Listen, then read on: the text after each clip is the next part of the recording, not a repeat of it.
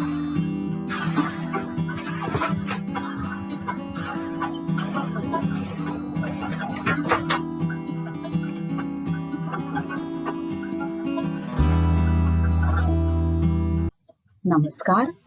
मी निलिमा कदम.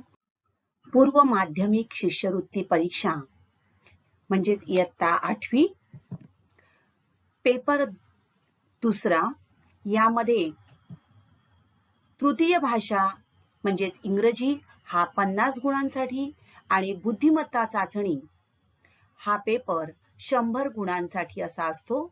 एकूण पेपर दुसरा हा 150 गुणांसाठी असतो. Third language and intelligence test. आपण बुद्धिमत्ता चाचणी हा घटक अभ्यासणार आहोत.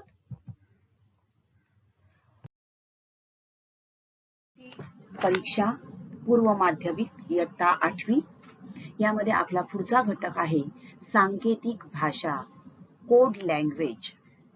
तर कोड लँग्वेज म्हणजे काय हे थोडक्यात आपण जाणून घेणार आहोत.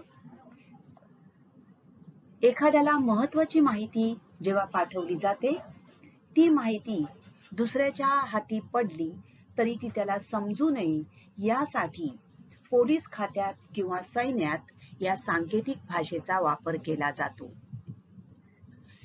या घटकासाठी शिष्यवृत्ती परीक्षेत 6% इतका भारांश दिलेला आहे. 6% भारांश म्हणजेच 3 प्रश्न या घटकावर आधारित असतात. प्रत्येक प्रश्न 2 गुणांचा. याप्रमाणे 6 गुणांसाठी या घटकावर आधारित प्रश्नपत्रिकेमध्ये 3 प्रश्न दिलेले असतात.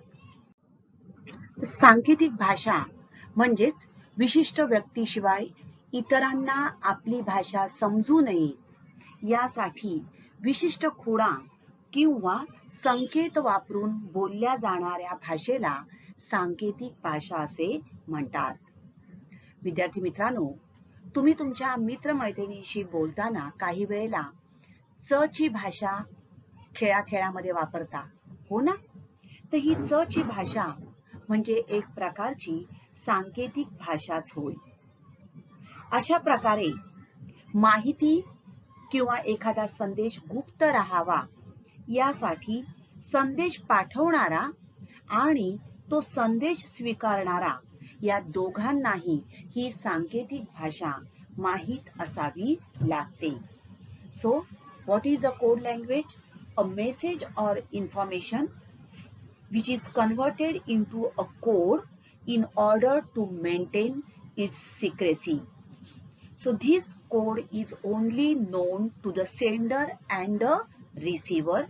So, when sender sends some message, receiver can easily decode this message and interpret it.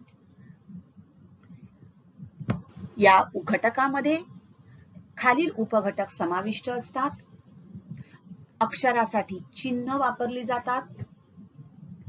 काही वेळेला अक्षरांसाठी अंकांचा वापर केला जातो तर काही वेळेला अक्षरांसाठी अक्षरांचाच वापर केला जातो.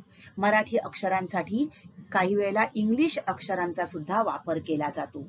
So in this topic a group of letters or digits is represented by other letters or digits, or some symbols may be used.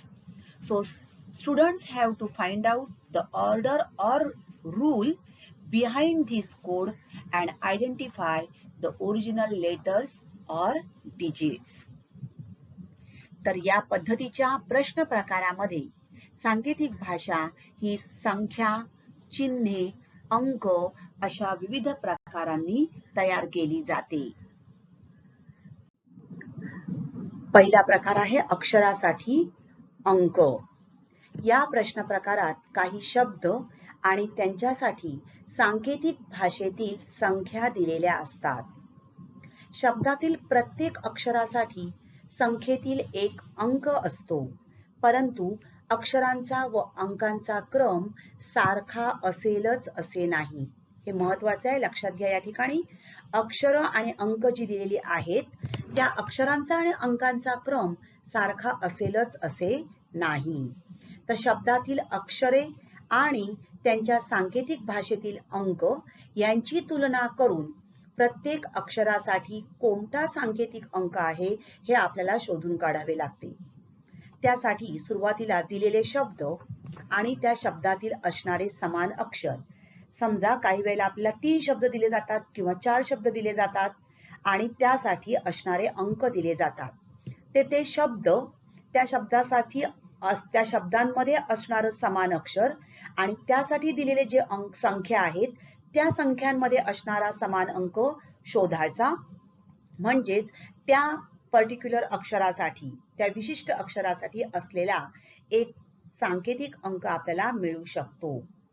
त्यानंतर 3 शब्द दिलेले असतील तर 3 शब्द आणि 3 अंक यांची तुलना केली. त्यानंतर 2 शब्द आणि त्यासाठी असणारे जे अंक आहेत, संख्या आहेत, त्या संख्या घ्याव्यात. म्हणजेच ते शब्द आणि त्या संख्या निवडाव्यात. त्या 2 शब्दांमध्ये असणारे समान अक्षर, 2 संख्यांमध्ये असणारा समान अंक तो लक्षात घ्यावा. म्हणजेच त्या अक्षरासाठी असलेला सांकेतिक अंक मिळतो. तर अशा प्रकारे प्रत्येक अक्षरासाठी असलेला सांकेतिक अंक आपल्याला या पद्धतीने शोधावा लागतो. पहिला प्रकार आपण बघणार आहोत, अक्षरांसाठी अंक. शिष्यवृत्ती परीक्षा 2017 मध्ये आलेला हा प्रश्न आहे. प्रश्न काय आहे बघा. एका सांकेतिक भाषेत कसर बरोबर 407, रजक बरोबर 420 आणि सदर बरोबर 467 असे लिहितात. तर पुढील प्रश्नांची उत्तरे लिहा. द स क हा शब्द त्याच सांकेतिक भाषेत कसा लिहाल? आपल्याला काय करायचं आहे, अक्षरांसाठी अंक दिलेले आहेत. अशा वेळेला शब्द आणि असलेल्या ज्या संख्या आहेत त्यांचं आपल्याला निरीक्षण करायचं आहे. आपण तिन्ही शब्द लिहून घेऊ. क स र, र ज क आणि स द र. आता तिन्ही शब्दांचं निरीक्षण करा. या शब्दांमध्ये काही समान अक्षर आपल्याला आढळून येत आहे का लक्षात घ्या. येस. कोणतं अक्षर समान आहे बघा. तिन्ही शब्दांचा आपण विचार केला तर र हे अक्षर समान आढळून येत आहे. संख्यांचं निरीक्षण करा. येस, संख्यांमध्ये सुद्धा आपल्याला 4 हा जो अंक आहे हा समान तिन्हीमध्ये आढळून येतो आहे. राईट. म्हणजेच दिलेली अक्षरे आणि संख्या यांच्यामध्ये असणारा समान अक्षर आणि समान अंक जर आपण बघितला तर र या अक्षरासाठी आपल्याला अंक मिळतो 4. ओके. म्हणजे र साठी आपण 4 हे अक्षर ठरवलं. नेक्स्ट. आता आपण पुढच्या याच्याकडे जाऊया. लक्षात घेऊया. आपण आता 2 शब्दांचा विचार करूया. आणखीन आता आपल्याला तिन्ही शब्दांमध्ये कॉमन आढळत नाहीये. आता 2 शब्दांचा विचार करूया. लक्षात घ्या. क स र, र ज क आपल्याला काय समान दिसते अक्षर. येस, को. तसंच क स र, स द र मध्ये आपल्याला स समान दिसतोय. र आपण शोधलाय. राईट. मग आता आपण या ठिकाणी क स र आणि र ज क या 2 शब्दांचा विचार करू. 4 हा अंक आपला गेलेला आहे. राईट. आता या ठिकाणी क आणि या ठिकाणी पण क हे अक्षर समान. अंक कुठला समान दिसतोय या 07 आणि 20 मध्ये. येस, 0 समान आहे. म्हणजेच क साठी आपल्याला मिळाला 0. राईट. झालं. आता पुढच्या शब्दांकडे येऊया. बघा. क स र आणि स द र या 2 शब्दांचा विचार करा. आता क साठी 0 हे अक्षर गेलं. त्यानंतर र साठी 4 हा अंक गेला. 0 हे अंक गेला, 4 हा अंक गेला. तसंच स द र मध्ये स समान आहे. 4 हा गेलेला आहे कारण र साठी आहे. मग स साठी काय येईल बघा. कोणतं अक्षर राहिलं समान. येस, 7. म्हणजे स साठी अंक आला 7. राईट. आता लक्षात घ्या. क स र, क स र हा शब्द आपला संपला. 407 गेले. तर र ज क मध्ये र साठी 4 आहे, क साठी 0 गेला म्हणजे ज साठी येणार आहे 2. स द र मध्ये स साठी 7 गेला, र साठी 4 गेला म्हणजे द साठी आला 6. थोडक्यात द बरोबर 6 आणि ज बरोबर 2 आपण शोधले. आलं लक्षात कशा प्रकारे हे शोधून काढलं? तर अशा प्रकारे पहिले 3 शब्द आणि 3 त्या संख्या, नंतर 2 शब्द 2 संख्या, त्यांच्यामध्ये असणारे समान अक्षर आणि समान अंक शोधायचे आणि त्या अक्षरासाठी असलेला सांकेतिक अंक आपण मिळवणार आहोत. या ठिकाणी क्रम सारखा असेलच असे नाही. आता आपण प्रश्नाकडे वळूया. काय आहे प्रश्न? द स क हा शब्द त्याच सांकेतिक भाषेत कसा लिहाल? आता द साठी येणार आहे 6, स साठी आहे 7 आणि क साठी आहे 0. तर 6, 7, 0 हे अंक असणारा आपण पर्याय बघणार आहोत. कोणता आहे बघा? Yes, 760. That is option number 1. The स क बरोबर 670.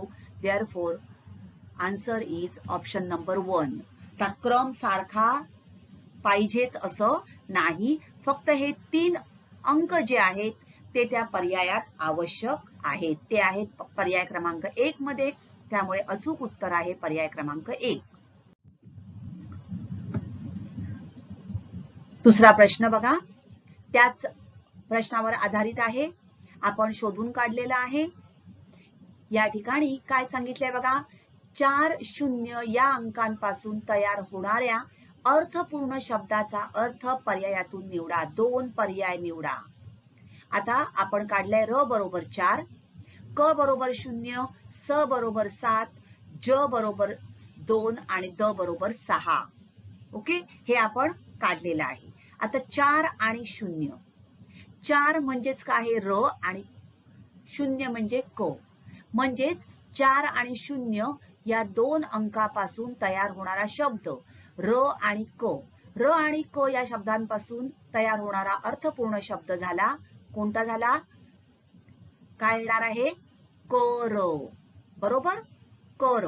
मग कर या शब्दाचा अर्थ पर्याय बघा दिले आहेत, किरण, पद, हस्त आणि कर्ण.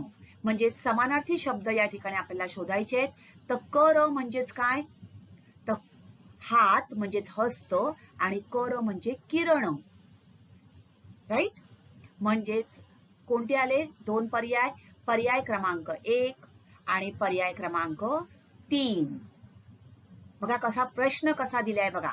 4 0 या अंकांपासून तयार होणाऱ्या अर्थपूर्ण शब्दाचे अर्थ पर्यायातून निवडा. ओके, तर प्रश्नाचं स्वरूप लक्षात घ्या आणि त्याप्रमाणे प्रश्न सोडवायचा आहे. पुढचं आपण बघूया. एका सांकेतिक भाषेत दुसरा प्रकार आहे, ए ला सी, बी ला डी, सी ला ई असे क्रमाने म्हणत गेल्यास कोणाला पी म्हणावे? हा सुद्धा शिष्यवृत्ती परीक्षेमध्ये आलेला प्रश्न आहे. बघा, अक्षर मला दिले, आपण विचारात घेऊया. या ठिकाणी ए ला सी म्हणजेच बघा ए सी, बी ला डी, सी ला ई म्हणजेच एक एक अक्षर सोडून जात आहे. मग आता ए ला सी, बी ला डी, सी ला ई, राईट? म्हणजेच अशा प्रकारे आपण म्हणत गेलो, एक मधलं अक्षर सोडलं जात आहे. राईट? म्हणजेच ई ला काय म्हणणार आहेत आता? जी. राईट? पी ला कोणाला पी म्हणावे? पी हे कोणाला म्हटलं जाईल हे आपल्याला शोधायचं आहे. म्हणजेच काय येणार आहे? आपल्याला मागचं शोधायचं आहे, एक सोडून. राईट? मग पी हे अक्षर कोणाला म्हणणार आहेत? या दिशेने येणार, एक अक्षर सोडून, म्हणजेच आलं एन. म्हणजेच पर्याय क्रमांक 1 हे अचूक उत्तर. प्रश्न कसा विचारला बघा, कोणाला पी म्हणावे? म्हणजेच आपल्याला मागे यावं लागणार आहे. पी हे अक्षर कोणासाठी येणार आहे? तर एन साठी येणार आहे. कारण एक अक्षर सोडून एन साठी पी वापरला जाणार, म्हणजे पी कोणाला म्हटला जाईल? तर एन ला. म्हणून उत्तर आलं पर्याय क्रमांक 1. या ठिकाणी आर पण पर्याय दिलेला आहे बघा. मग पी साठी कोणतं येणार आहे? आर. पी साठी आर येणार आहे, पण कोणाला पी म्हणणार आहोत? तर एन ला. राईट. नेक्स्ट, एका सांकेतिक भाषेत सलग हा शब्द 427, लपव हा शब्द 584 आणि गवत हा शब्द 597 असे लिहितात, तर पुढील प्रश्नांची उत्तरे लिहा. ल साठी कोणता अंक वापरला आहे? सलग, लपव आणि गवत. लक्षात घ्या. आता आपण पहिल्या 2 शब्दांचा विचार करूया. तिन्ही मध्ये काही सारखं आहे का विचार करा. बघा, नाही. 2-2 आपल्याला विचार करावा लागेल. मग सलग आणि लपव मध्ये आपल्याला ल दिसतोय समान आणि अंक कोणता आहे? 4. म्हणजेच ल बरोबर आलं 4. नेक्स्ट, ल साठी आपल्याला अंक विचारला आहे. आपलं या ठिकाणी उत्तर मिळालं. ल साठी आलं 4, म्हणजेच पर्याय क्रमांक 3. राईट. पुढचा आपल्याला आणखीन प्रश्न आहेत. काय आहे तो आपण बघूया. त्यासाठी लपव आणि गवत मध्ये व समान आहे आणि अंक बघितला तर आपल्याला 5 दिसतोय, म्हणजे व साठी येणार आहे 5. ओके. आणि या ठिकाणी ग साठी आपण 7, कारण सलग आणि गवत बघितलं तर पुन्हा आपल्याला 7 समान दिसतो, म्हणून ग साठी 7 आणि इतर आपण काढून घेणार. स साठी 2, या ठिकाणी 5 आणि 4 गेले म्हणजे प झाला, प साठी 8 आणि ग आणि व गेला म्हणजे त साठी आला 9. पुढचा प्रश्न आहे, बघूया आपण. यातीलच हाच प्रश्न आहे बघा. काय प्रश्न आहे?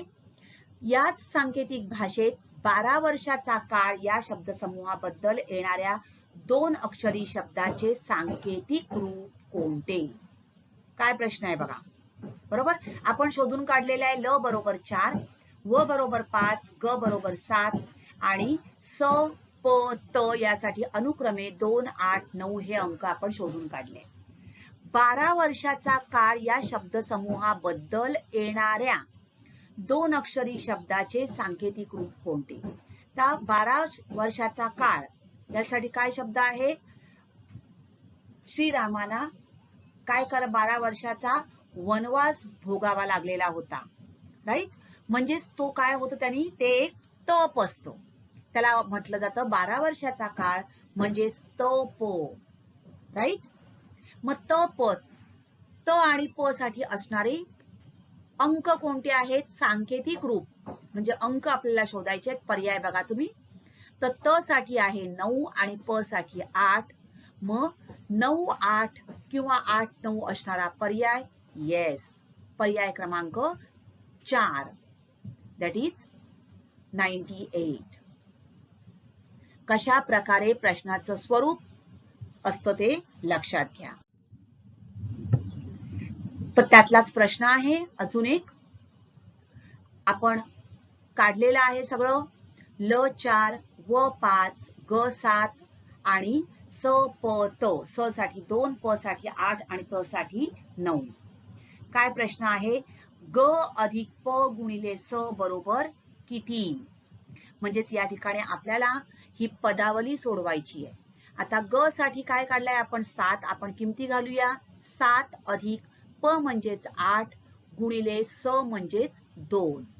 आपण गुणाकार पहिले करणार, म्हणजे 7 अधिक 16. 16 अधिक 7 आले 23. लक्षात घ्या, गुणाकार पहिले आपल्याला करावा लागणार आहे. 8 दुने 16, 16 अधिक 7 23. अचूक उत्तर आलं ऑप्शन नंबर 2, दॅट इज 23. हे आलं आपलं अचूक उत्तर. ओके. 2021च्या शिष्यवृत्ती परीक्षेमध्ये आलेला हा प्रश्न आहे. आता या ठिकाणी प्रश्न बघा कसा आहे.